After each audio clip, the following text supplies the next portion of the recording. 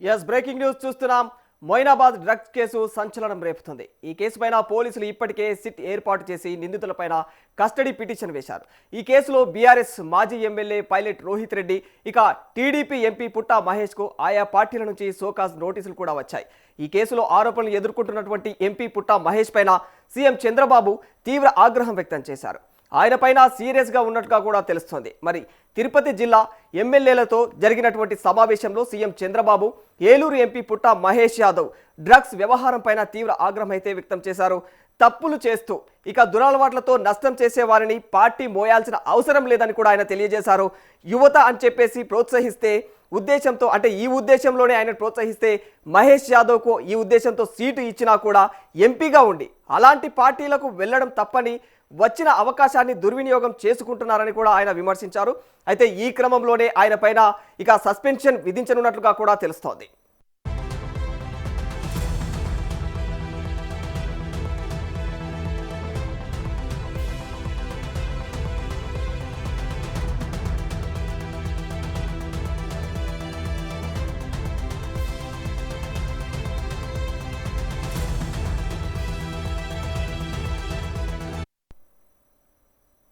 Yes, మరింత సమాచారం మా ప్రతినిధి రమాకాంత్ లైవ్ లో ఉన్నారు. ఆయన దీనికి సంబంధించిన ఇన్ఫర్మేషన్ మనతో షేర్ చేసుకోవడానికి రెడీగా ఉన్నారు. రమాకాంత్ గారు ఈ వ్యవహారాన్ని ఎలా చూడాలంటారు?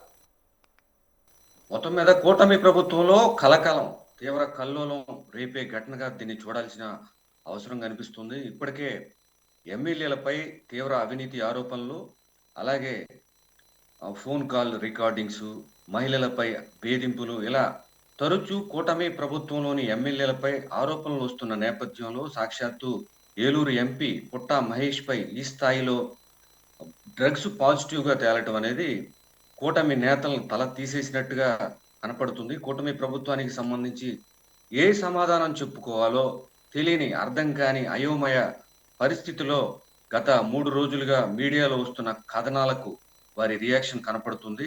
దీని మీద నిన్న రాత్రి చంద్రబాబు తిరుపతి నియోజకవర్గ నేతలు, ఇన్ఛార్జి మంత్రి, కలెక్టర్, ఎస్పీ సమక్షంలో ఏర్పాటు చేసిన మీటింగ్లో ఈ వ్యాఖ్యలు చేశారు. మంచి కుటుంబ నేపథ్యం ఉన్న, మంచి రాజకీయ నేపథ్యం ఉన్న కుటుంబం నుంచి వచ్చి ఇలా దురలవాట్లతో పార్టీ సమాధానం చెప్పుకోలేని పరిస్థితిని క్రియేట్ చేసిన పరిస్థితిపై ఆయన ఆగ్రహం వ్యక్తం చేశారు. చాలా సీరియస్ గా కూడా స్పందించారు. వీరిని పార్టీ ఉపేక్షించాల్సిన అవసరం ఏముంది, పార్టీ మోయాల్సిన అవసరం ఏంటనేది కూడా ఆయన ప్రశ్నించారు. మరోవైపు ఈ వ్యవహారం మీద 14వ తేదీన హైదరాబాద్లోని మొయినాబాద్లో ఈ ఇన్సిడెంట్ జరిగిన తర్వాత 15వ తేదీ తెలుగుదేశం పార్టీ పుట్టా మహేష్కి షోకాజ్ నోటీస్ ఇచ్చింది. హైదరాబాద్ మొయినాబాద్ ఫామ్ హౌస్ లో జరిగిన ఘటనలో మత్తు పదార్థాలు తీసుకున్నారని, మీపై వచ్చిన ఆరోపణలను, మీడియాలో విస్తృతంగా వచ్చిన కథనాలను పార్టీ అధిష్టానం సీరియస్ గా తీసుకుందని, ఈ పరిణామాలు పార్టీ ప్రతిష్టకు తీవ్ర భంగం కలిగే విధంగా ఉన్నాయని పార్టీ భావిస్తుంది. ఈ వ్యవహారంపై మీరు పూర్తి స్థాయి వివరణ ఇవ్వాలని, ఈ అంశంపై సమగ్ర నివేదిక వచ్చే వరకు పార్టీ కార్యక్రమాలకు దూరంగా ఉండాలని పార్టీ మిమ్మల్ని ఆదేశిస్తుందని షోకాజ్ నోటీసు జారీ చేశారు. అలాగే మీపై వచ్చిన ఆరోపణలపై మీ లిఖిత పూర్వక వివరణ 5 రోజుల్లోగా పార్టీకి అందజేయాలని సూచిస్తున్నాం. మీ వివరణను బట్టి అవసరమైన చర్యలు తీసుకుంటామని పల్లా శ్రీనివాసరావు షోకాజ్ నోటీస్ పుట్టా మహేష్ యాదవ్ కు 15వ తేదీన పంపించారు. అయితే ఈ షోకాజ్ నోటీస్ అందిన తర్వాత కూడా ఢిల్లీ వెళ్ళి, అంటే సోమవారం 16వ తేదీన ఢిల్లీ వెళ్ళి ఆయన పార్లమెంట్ సమావేశంలో పాల్గొన్నారు. దీని మీద మరింత నష్టం చేకూర్చే విధంగా పుట్టా మహేష్ ఈ వ్యవహారంలో ఒకవైపు తప్పు చేసి పార్లమెంట్ సమావేశాలకు వెళ్ళటం, అది నేషనల్ మీడియా దృష్టికి వెళ్ళటం తెలుగుదేశం పార్టీని మరింత డ్యామేజ్ చేసిందిగా దీనిలో చూడాలి. నేషనల్ మీడియాలో స్టేషన్ బయలు తీసుకొని తర్వాత రోజు పార్లమెంట్కి ఎలా వెళ్తారు, డ్రగ్స్ మీద ఉక్కు పాదం మోపుతానని చెప్పిన కూటమి ప్రభుత్వం ఇదే తీసుకుంటున్న చర్యలు ఇవే అని చెప్పి నేషనల్ మీడియాలో వచ్చిన వీడియోలు వైరల్ అయ్యాయి. దాని మీద తెలుగుదేశం పార్టీ అలాగే కూటమి ప్రభుత్వం మరింత డ్యామేజ్ అయినట్టుగా, మరింత నష్టాన్ని పుట్టా మహేష్ చేకూర్చినట్టుగా వారు చెప్తున్నారు. అలాగే నిన్న జగన్మోహన్ రెడ్డి ఒంగోలు నియోజకవర్గానికి సంబంధించిన స్థానిక సంస్థల ప్రజాప్రతినిధులు, కార్యకర్తల సమావేశం ఏర్పాటు చేశారు. ఆ సమావేశంలో చాలా తీవ్రమైన వ్యాఖ్యలు చేశారు. గత 5 ఏళ్ల కాలంలో జగన్మోహన్ రెడ్డి హయాం అంటే వైసీపీ ప్రభుత్వ హయాంలో పరిపాలన ఎలా జరిగింది, ఇప్పుడు ఎలా జరుగుతుంది. ఇక చాలా పేర్లు కూడా ఉదహరించారు. పుట్టా మహేష్ యాదవ్ని ఆయన పేరును ప్రస్తావిస్తూ కూడా ఎటువంటి యాక్షన్ తీసుకోలేదని చెప్పారు. అలాగే గతంలో మహిళలపై కూటమి ఎమ్మెల్యేలకు సంబంధించి అరవ శ్రీధర్ కానీ, కోనేటి ఆదిమూలం, నసీర్, కోన రవికుమార్ మహిళలపై అఘాయిత్యాలు చేసుకున్న ఈ నేతలపై కూడా ఎటువంటి యాక్షన్ తీసుకోలేదు చంద్రబాబు ప్రభుత్వం. ఇక మహిళలకి ఎటువంటి రక్షణ ఉంటుందనేది కూడా ఆయన చెప్పారు. ఇక ఇంతటితో అంటే నిన్న జగన్మోహన్ రెడ్డి నిన్న మధ్యాహ్నం మాట్లాడిన తర్వాత మీడియాలో విస్తృతంగా ఈ కథనాలు వచ్చిన తర్వాత నిన్న రాత్రి తిరుపతి సమావేశం ఏర్పాటు చేసి తిరుపతి జిల్లా ఎమ్మెల్యేలతో చంద్రబాబు ఆగ్రహం వ్యక్తం చేసినట్టుగా ఇప్పుడు మనకు మీడియాలో వార్తలు వస్తున్న దాన్ని బట్టి తెలుస్తుంది. అయితే ఇప్పుడు సన్ స్ట్రోక్ పుట్టా మహేష్ యాదవ్ చేసిన ఈ నిర్వాకం వల్ల సన్ స్ట్రోక్ అంటే పుట్టా సుధాకర్ యాదవ్కి మంత్రి పదవి వస్తుందని ఆశలు పెట్టుకొని తన జీవితంలో ఇప్పటి వరకు తెలుగుదేశం పార్టీకి చేసిన సేవకు తనకి మంత్రివర్గ విస్తరణ జరిగితే మంత్రి పదవి వస్తుందని భావించిన పుట్టా సుధాకర్ యాదవ్కు గట్టిగా సన్ స్ట్రోక్ తగిలిందని చెప్పొచ్చు. అలాగే రాజ్యసభ సీటు వస్తుందనే ఆశతో కొంతకాలంగా పార్టీ యాక్టివిటీస్ కి దూరంగా ఉన్నప్పటికీ కూడా రాజ్యసభ సీటు ఇస్తారనే ఆలోచనలో ఉన్న మామ యనమల రామకృష్ణుడికి కూడా ఈ ఇన్సిడెంట్ లో సన్నిల్లా స్ట్రోక్ గట్టిగానే తగిలిందని చెప్పుకోవచ్చు. మొత్తం మీద అటు మామకి ఇటు తండ్రికి పుట్టా మహేష్ చేసిన ఈ నిర్వాకం చాలా తీవ్ర నష్టాన్ని కలిగించిందని చెప్పుకోవాలి. మీడియాలో కూడా ఇదే విధంగా భారీ ఎత్తున కథనాలు వస్తున్నాయి. మరీ ముఖ్యంగా 2024 ఎన్నికల సందర్భంలో పుట్టా మహేష్ చేసిన ట్వీట్ చాలా వైరల్ అవుతుంది. అది కూడా ఏం చెప్పారు ఆయన అంటే 5 ఏళ్ల వైసీపీ హయాంలో డ్రగ్స్ మత్తు ఓవర్ డోస్ వల్ల దాదాపు 2000 మందికి పైగా చనిపోయారు. వీరందరి చావుకి కారణం వైసీపీ ప్రభుత్వం. మీరు నాకు ఓటేసి ఈ డ్రగ్స్ మహమ్మారిని కట్టడి చేయాలి అని చెప్పి ఆయన ట్వీట్ లో పిలుపునిచ్చారు. ఇదే పుట్టా మహేష్. మరి ఈ రోజు అదే డ్రగ్స్ పార్టీలో పాజిటివ్ గా తేలి ఆయన అడ్డంగా దొరికిపోయారు. ఇక ఎన్నికల ప్రచారంలో ఇదే ఏలూరు ఎంపీ ఎన్నికల ప్రచారంలో చంద్రబాబు గంజాయిపై ఉక్కుపాదం మోపుతాం, అధికారంలో రాగానే 100 రోజుల్లో గంజాయి డ్రగ్స్ కు సంబంధించిన వారిపై కఠిన చర్యలు తీసుకుంటాం, రాష్ట్రంలో ఈ మత్తు వ్యవహారం అనేది మరోసారి ప్రస్తావనకు రాకుండా చేస్తామని ఆయన ఎన్నికల హామీలో ప్రజల ముందు ఎన్నికల ప్రచారంలో గట్టిగానే పిలిపించారు, గట్టిగానే చెప్పారు, వాగ్దానం చేశారు. అయితే ఇప్పుడు తాజాగా జరిగిన ఈ ఘటన ఆంధ్రప్రదేశ్లో ఒకవేళ జరిగితే అదే ఎంపీ ఈ డ్రగ్స్ వ్యవహారంలో పట్టుబడే అవకాశం ఉందా? ఖచ్చితంగా కేసుని తప్పుదోవ పట్టించరా? ఎక్కడో తెలంగాణలో జరిగింది కాబట్టే ఇప్పుడు ఎంపీ ఈ వ్యవహారంలో బయటకు వచ్చారు. అలాగే ఏపీలో జరిగితే ఇది ఖచ్చితంగా బయటికి రాదనేది వైసీపీ నేతల నుంచి వస్తున్న ఆరోపణ. అయితే షోకాజ్ నోటీసులతో సరిపెట్టి 5 రోజుల్లోగా వివరణ ఇవ్వాలి, వివరణ ఇచ్చిన తర్వాత చర్యలు తీసుకుంటామని చెప్తున్నారు. ఇక మరింత నష్టం జరగకుండా ఉండాలంటే ఖచ్చితంగా సస్పెండ్ చేస్తే ఈ వ్యవహారంలో తెలుగుదేశం పార్టీ కరెక్ట్ గా రియాక్ట్ అయ్యింది అనే భావన జనాల్లోకి వెళ్తుంది అని తెలుగుదేశం సీనియర్ నాయకులు కూడా అభిప్రాయం వ్యక్తం చేస్తున్నారు. ఏం జరుగుతుందో చూడాలి. రాధాకృష్ణ. మరి అంటే రమాకాంత్ గారు, మరి ఈ సస్పెన్షన్ వేటు అనేది అంటే మహేష్ కు ఇది అంటే ఆయనకు సస్పెన్షన్ వేటు అనేది ఎంతవరకు మరి కరెక్టు? మరి ఈ మహేష్ యొక్క అంటే ఈయనకు మరి రాజకీయంగా ముందు ఏమైనా సమస్యలు తలెత్తే అవకాశాలు ఉన్నాయా మరి దీనివల్ల?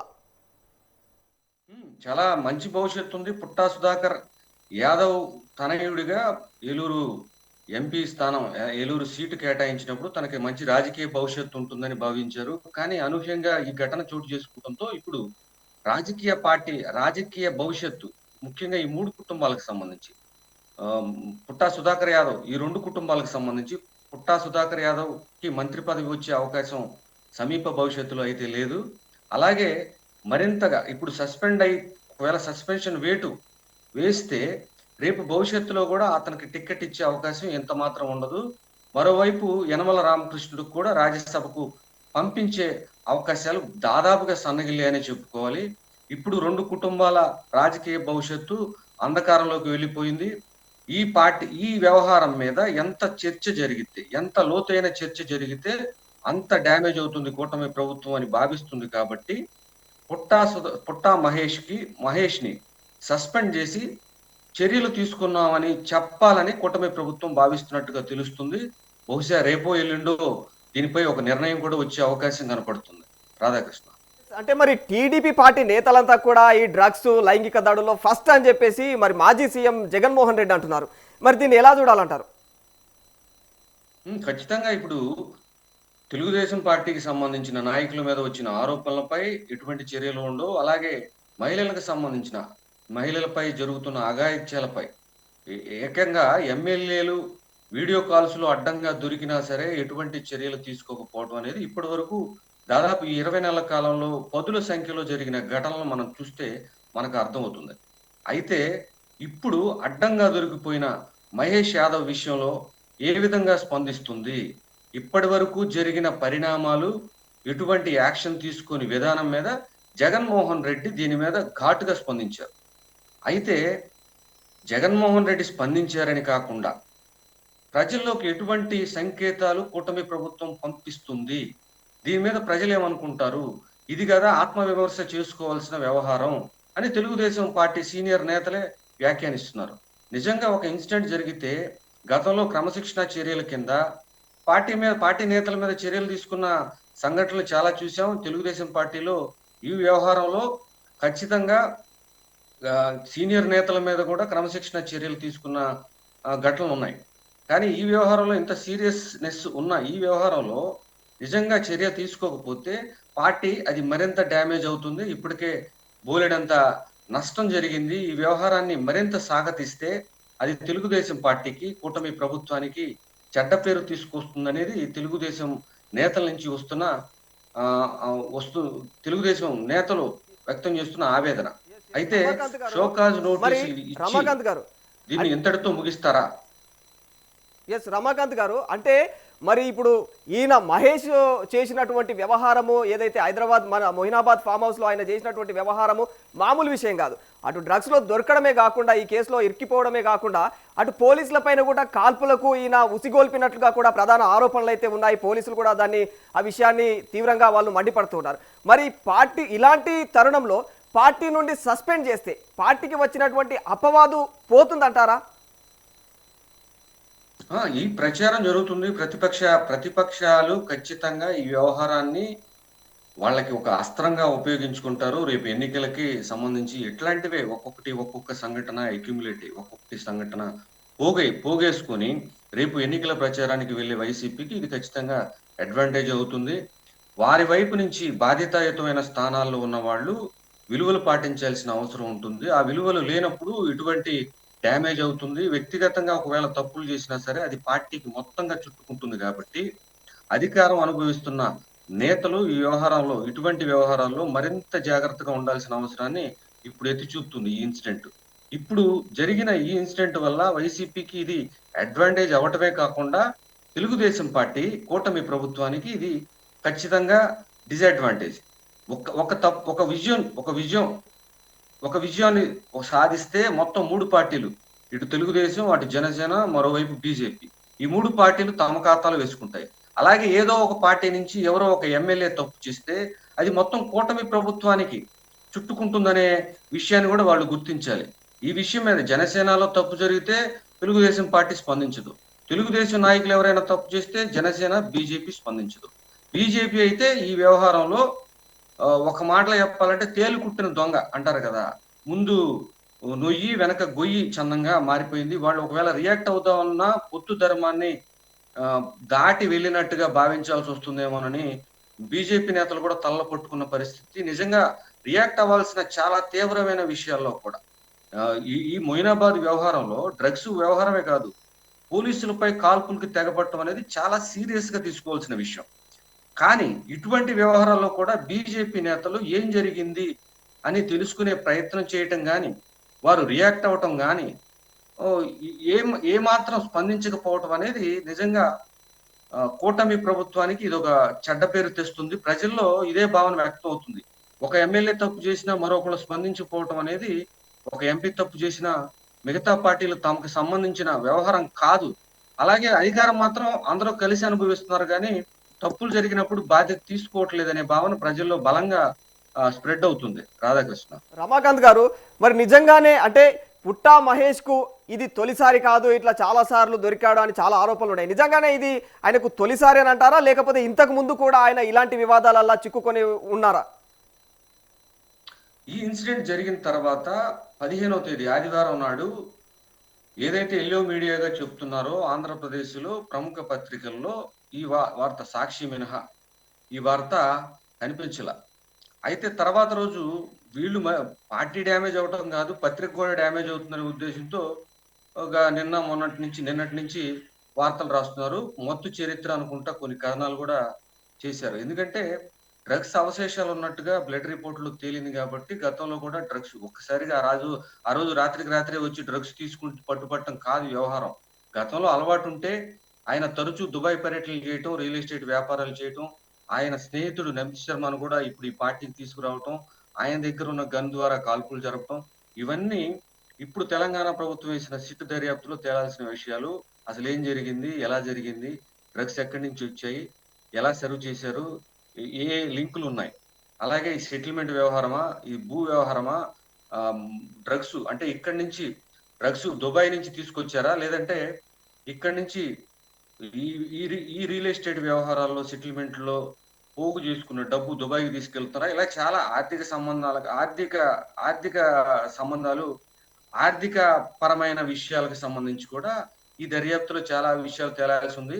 ఇప్పటికిప్పుడు చర్య తీసుకోకపోతే తెలుగుదేశం పార్టీ ముఠా మహేష్ రేపు ఎదుర్కోబోయే అంటే ఆరోపణలకు సంబంధించి నిగ్గు తేల్చే వాస్తవాల వ్యవహారంలో కూడా అది కూటమి ప్రభుత్వం మెడకు చుట్టుకునే అవకాశాలు కూడా కనపడుతున్నాయి. తప్పు మీద తప్పు, మరిన్ని తప్పులు ఈ దర్యాప్తులో తేలితే అది పుట్టా మహేష్ యాదవ్కి చుట్టుకుంటే అది కూటమి ప్రభుత్వానికి కూడా భారీ నష్టం కలిగించే అవకాశం ఉంది. కాబట్టి ఖచ్చితంగా చర్యలు ఉంటాయనేది తెలుగుదేశం పార్టీ నేతల నుంచి వస్తున్న అభిప్రాయం. రైట్, థ్యాంక్ యూ రమాకాంత్ గారు.